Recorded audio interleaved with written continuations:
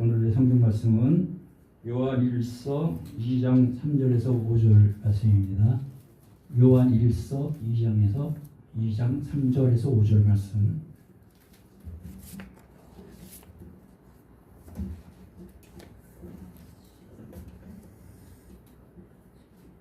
네, 우리 다 같이 찾으셨으면 다 같이 교독하시겠습니다.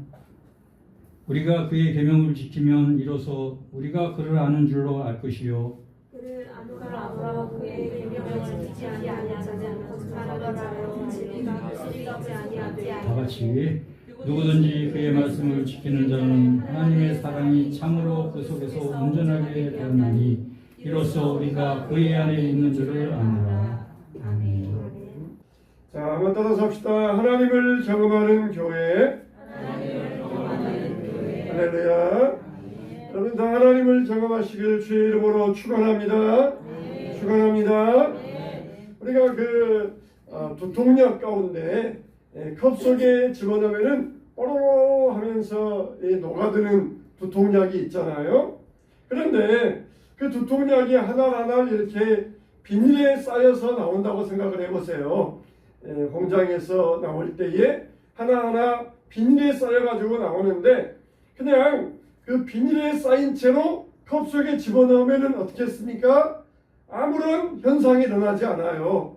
그냥 그 물속에서 그냥 담겨져 있을 것입니다. 그런데 그 비닐을 빼고 비닐을 걷어내고 물속에 집어넣으면 그 물속에서 뽀로로 하면서 그 약효가 나타나게 될 것입니다.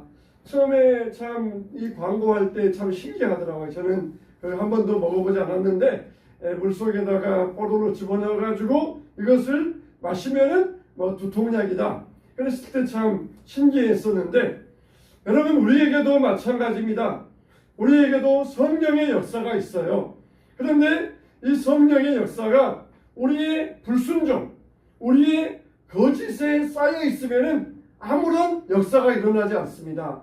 그런데 이것을 벗겨내고 이것을 찢어내고 이것을 탈피해야만 성령의 역사가 일어나게 되는 것입니다. 할렐루야. 오늘 또 우리가 정말 성령의 역사를 누리기 원하십니까? 우리 안에 있는 거짓과 불순종을 다 걷어내시기를 주님의 이름으로 축원합니다. 우리가 성령의 역사를 가장 가깝게 체험할 수 있는 자리는 바로 이 예배의 자리입니다. 예배의 자리. 하나님 앞에 나오는 예배의 자리. 이게 바로 성령의 역사를 가장 가깝게 체험할 수 있는 자리. 예수님께서 사마리아 여인을 만나셔가지고 이 사마리아 여인에게 하시는 말씀. 하나님께 예배하는 자는 신령과 진정으로 예배할지니 이렇게 말씀하여 주셨어요. 바로 이 신령과 진정으로 예배하는 것. 의존적으로, 형식적으로, 습관적으로 예배하는 게 아니라 바로 우리의 마음을 다하여서 진심을 다하여 하나님께 나아가는 예배의 자세가 중요하다는 거예요. 어떤 형식을 가지고 어떤 의존을 가지고 예배하느냐 그게 중요한 게 아니라 우리가 어떤 자세를 가지고 하나님 앞에 나아가느냐 그 상태가 더 중요하다는 것이 세상의 욕심과 불순종과 거짓에 가득 쌓여 있으면은 성령의 역사는 일어날 수가 없습니다. 우리가 하나님을 섬길 때에 우리는 복종하는 자세가 되어야 돼요. 오늘 말씀에도 보니까 우리가 그의 계명을 지키면 이로써 우리가 저를 아는 줄로 알 것이요 그의 계명에 복종하면 그의 계명을 지키면 그를 아는 자로 알 것이요 그랬습니다. 여러분 우리가 항복한다 이거는 어쩔 수 없어가지고 내가 힘이 없어서 어쩔 수 없어가지고 포기하는 상태를 항복한다 이야기예요. 그런데 복종한다 이거는 내가 정말 자발적인 마음을 가지고 그분에게 내 삶의 방향을 바꾼다. 이게 복종입니다. 항복하는 것은 상대방이 총을 들고 너 살래 죽을래 그러니까 어쩔 수 없이 살기 위하여서 그저 포기하는 상태가 항복이에요. 그러니까 신앙은 칼이냐 죽음이냐 이게 아닙니다. 신앙은 칼을 들이내면서 죽을 거냐 살 거냐 네가 선택해라 이게 아니라 자발적으로 하나님 앞에 나아가서 나의 삶을 주님 앞에 드립니다. 주님을 위하여 살겠습니다. 이게 바로 신앙의 복종이에요. 너희가 그의 계명을 지키면, 그의 계명에 복종하면은 그를 아는 자로 알 것이요. 그러면서 그의 계명을 지키지 아니하는 자는 거짓말하는 자요. 거짓이 꽉 쌓여 있어가지고 진리가 그 속에 있을 수 없으니까 하나님의 역사를 이룰 수 없다는 것입니다. 우리가 정말 안다라는 것, 히브리어로 안다는 걸 뭐라 그래요? 야다라 그래요. 야다. 히브리어로 안다 그랬을 때 야다입니다. 시골 마을에서, 조그만 마을에서 온 마을 사람들이 옆집에 밥그릇이 몇 개인가, 숟가락이 몇 개인가, 옆집에 자녀들이 몇 명인가, 온 마을에서 다 알고 지내는 사이, 이게 야다의 관계예요. 그런데 우리가 하나님을 야다한다 그랬을 때 하나님을 단순히 머리로만 아는 것이 아니라 하나님을 경험하는 상태, 이게 바로 하나님을 안다, 그런 상태가 되어야 돼요. 정말 우리가 하나님을 어떻게 알고 있습니까? 하나님에 대하여 내가 대통령을 아느냐? 그랬을 때 대통령을 모르지 않잖아요. 대통령을 압니다. 그렇게 이야기하지만 대통령은 나를 몰라요. 대통령은 나를 알지 못합니다. 대통령을 만나본 적도 없고 대통령과 이야기해 본 적도 없어요. 하나님을 안다라는 것은 하나님에 대하여 하나님이 어떤 분인가, 하나님을 지식으로 아는 게 아니라 하나님을 경험하는 것, 그걸 내가 하나님을 안다, 그렇게 말할 수 있어야 돼요. 하나님에 대하여서 아는 것만이 아니라 하나님을 알고 하나님을 경험하고 하나님과 대화를 나누고, 그게 바로 하나님을 안다, 하나님을 경험하는 상태, 그게 우리의 신앙의 상태가 되어야 돼요. 정말 여러분들은 하나님을 경험하시기를 주님의 이름으로 축원합니다. 우리가 세상에 대하여서 힘을 발휘할 수가 있어요. 이게 뭡니까? 세상에 영향력 있는 성도가 될 수 있다는 것이에요. 그러면은 우리가 세상에 대하여서 이 영향력 있는 성도가 되고 하나님을 경험하는 성도가 되기 위해서는 어떠해야 되느냐? 첫째로 우리는 진실해야 됩니다. 진실해야 돼요. 진실이라는 것은 사람에게 신뢰와 믿음을 주는 것, 이게 바로 진실하다는 것입니다. 사람에게 신뢰를 주는 것, 사람에게 믿음을 주는 것, 이게 바로 진실하다는 것이에요. 정말 성도라고 주장하는 사람들 가운데 진실하지 못해서 사람들에게 믿음의 길을 가로막는 사람들이 있어요. 이게 믿음의 가장 구원의 길의 장벽이 됩니다. 성도가 진실하지 못하여서 교회 다니는 사람에게 사기를 당하여서 나는 교회 다니지 않겠다, 이게 진실하지 못하기 때문에 구원에 이르는 장벽이 되고 있습니다. 정말 사람들이 우리를 보면서 나는 당신처럼 되고 싶지 않습니다, 그런다 그러면은 우리는 세상에 아무런 영향력도 미칠 수가 없어요. 우리가 광고를 보면은 광고 만드는 이 카피라이터, 광고하는 제작하는 회사에서 이게 이 사람들이 가장 중요하게 여기는 게 뭐냐면은 이미지입니다. 이미지예요. 그래서 그 광고할 때 어떤 배우를 선택할 것이냐, 그래서 광고를 하는데 옛날 같으면은 히딩크 감독이나 혹은 요즘 같으면은 손흥민 선수나 이런 선수들 이미지가 좋아요. 세계적으로 훌륭한 선수이기 때문에 이런 선수를 데려다가 광고하면은 그 광고 효과가 아주 좋습니다. 근데 어떤 연예인을 데려다가 광고를 했어요. 그 연예인이 인기도 많고 이미지도 좋으니까 그 연예인을 데려다가 광고했는데 그 연예인에게서 이제 불륜설이 나오는 것이에요. 그러면은 그 이미지가 완전히 추락되어 버립니다.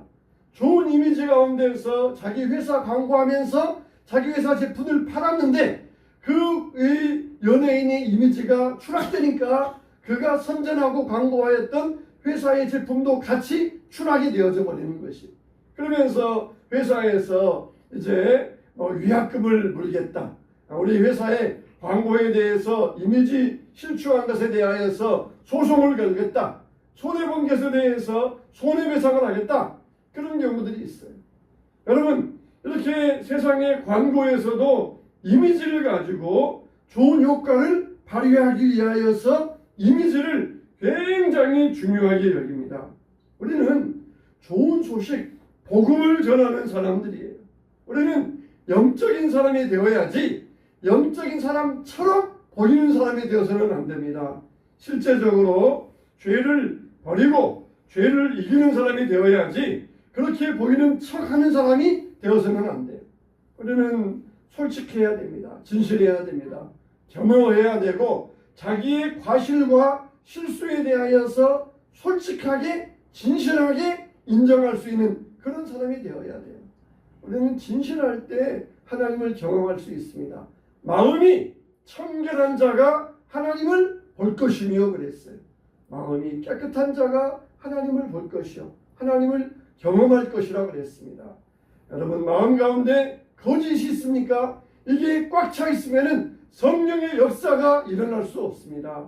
이것을 벗겨버리고 이것을 깨뜨려 버릴 때만이 성령께서 우리 안에 큰 역사를 이루실 줄로 믿습니다. 진실함으로 하나님을 경험하게 되시기를 주님의 이름으로 축원합니다. 두 번째로는 긍휼히 여기는 사람이에요.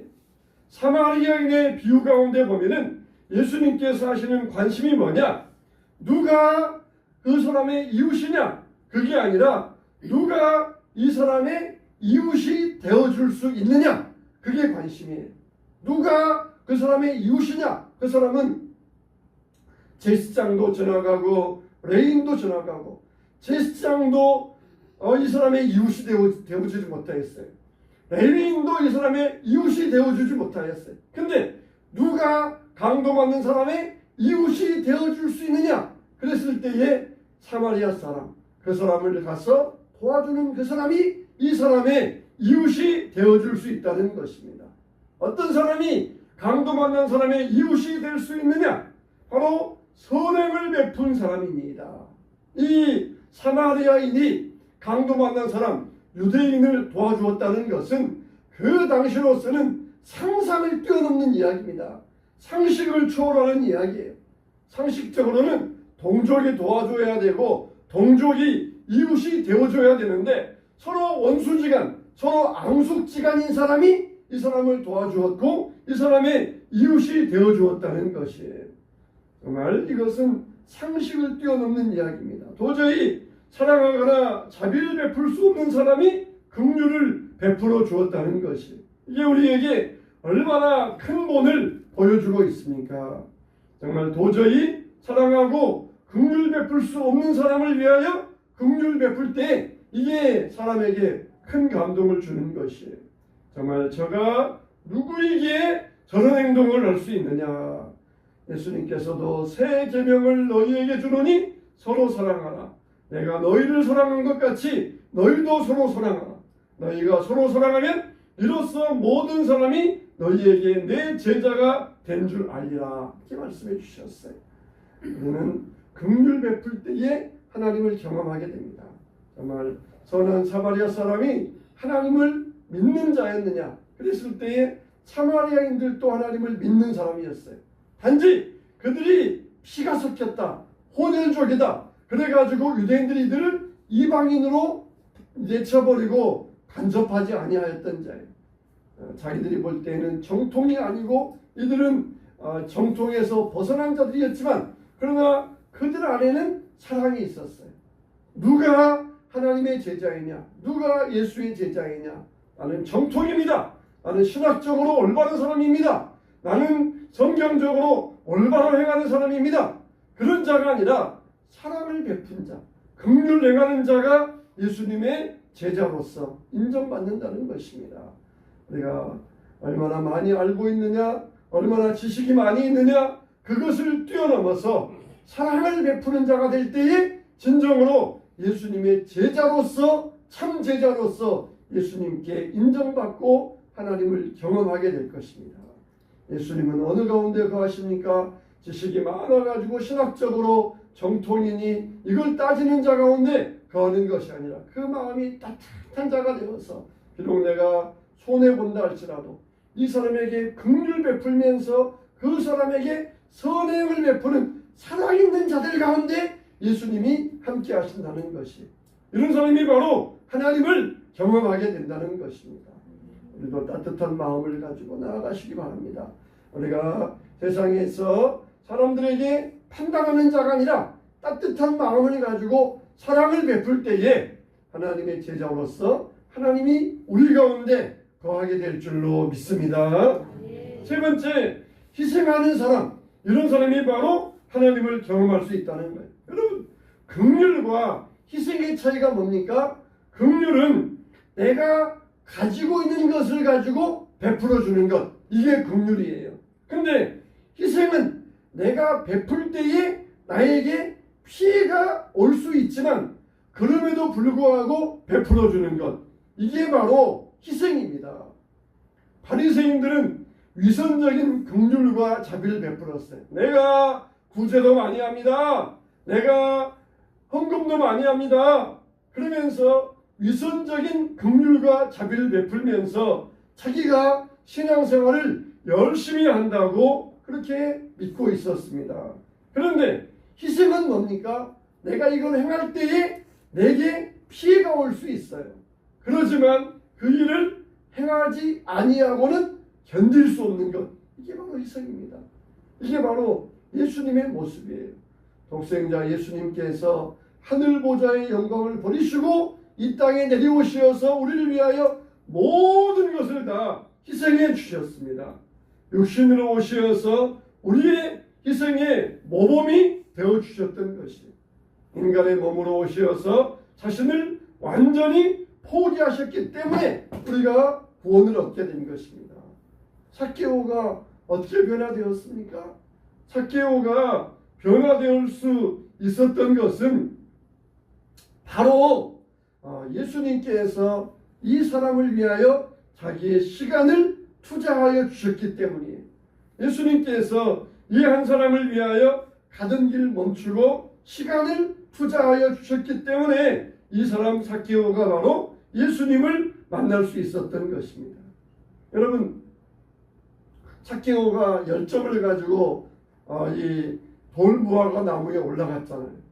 그때 많은 사람들이 예수님을 따라왔습니다. 예수님께서 돌무화과 나무 위에 올라가 있는 삭개오를 올려다보시면서 삭개오야 내려오라, 오늘 내가 너의 집에 유하여야 되겠다, 그러시면서 삭개오의 이름을 부르시고 삭개오의 집에 가셨어요. 네, 많은 사람들이 있었지만 그 가운데 한 사람, 예수님은 이 삭개오를 위하여서 삭개오의 집에 들어가셔서 먹고 마시고 주무시면서 삭개오에게 시간을 투자하셨어요.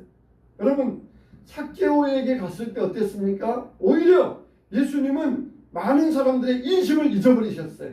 저가 죄인의 집에 들어간다, 저가 창기와 함께 먹고 마신다, 그러면서 많은 사람들이 예수님에게 등을 돌리는 일이 일어났어요.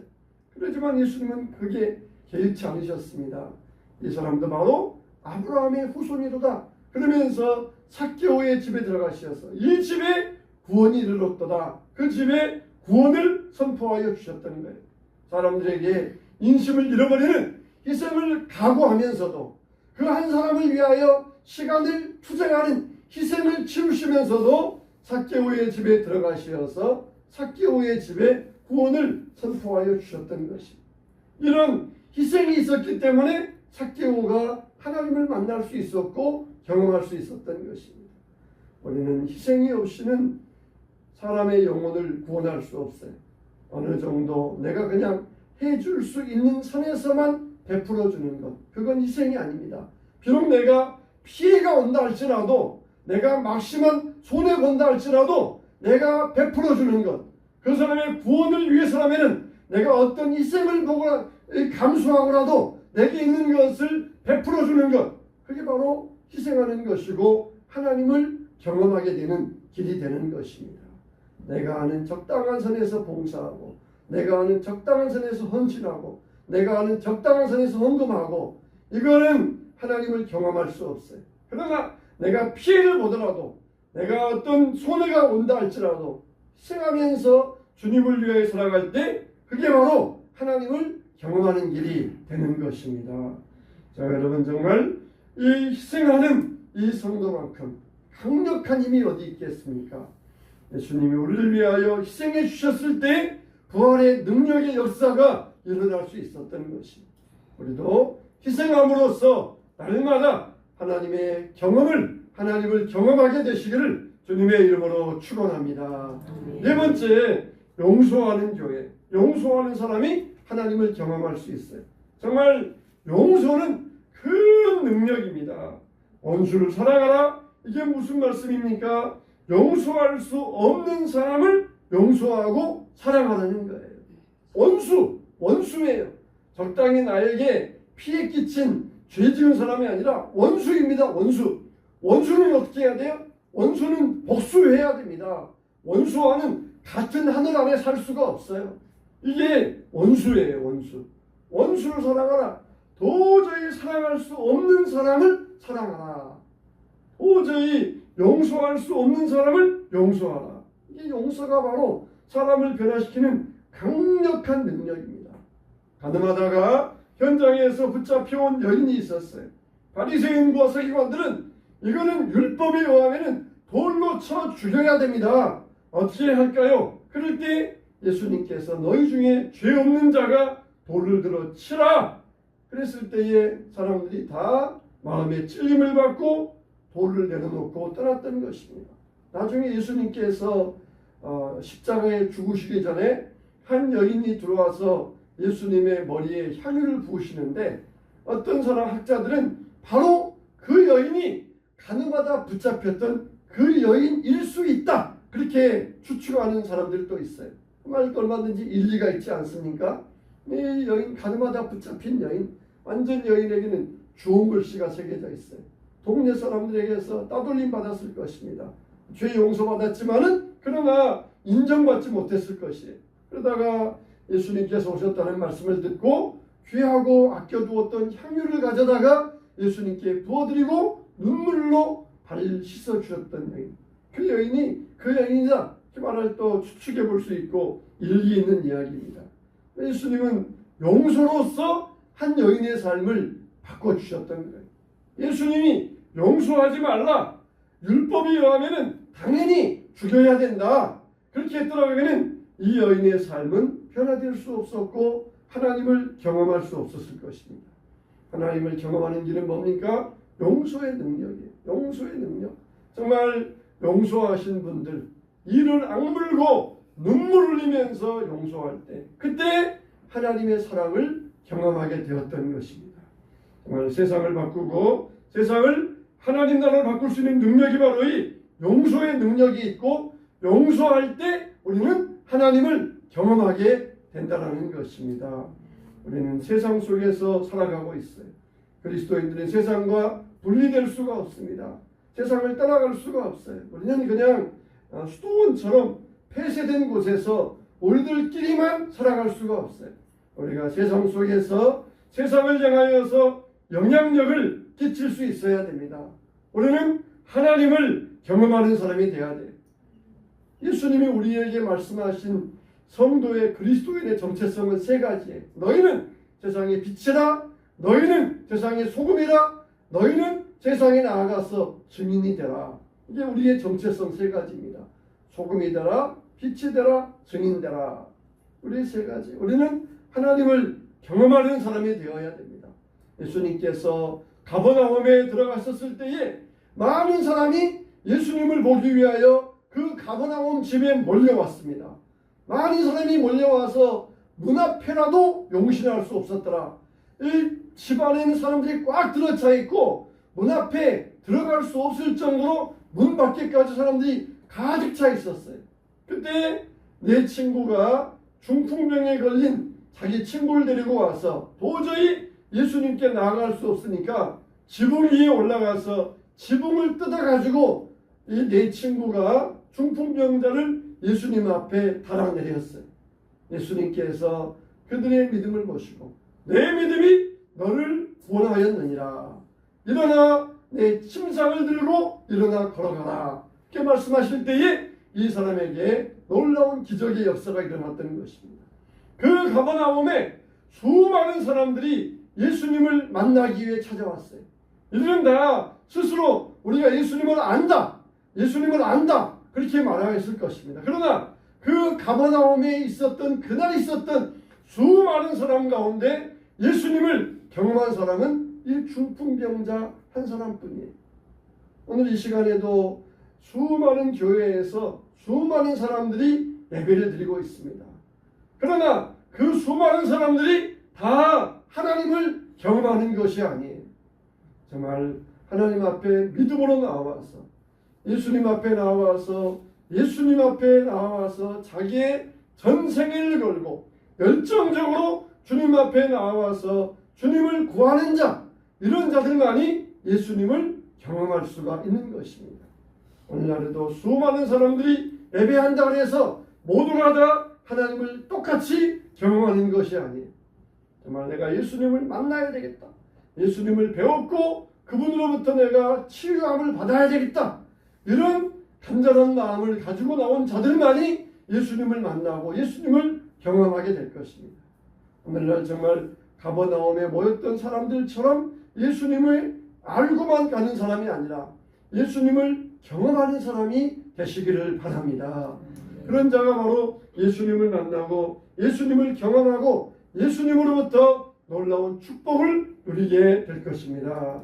우리는 정말 이 구원의 은혜, 우리가 여기에 집중하면서 예배드리고 이 예배를 통하여서 하나님을 경험할 수 있어야 돼요. 그리고 세상에 영향을 줄 수 있어야 됩니다.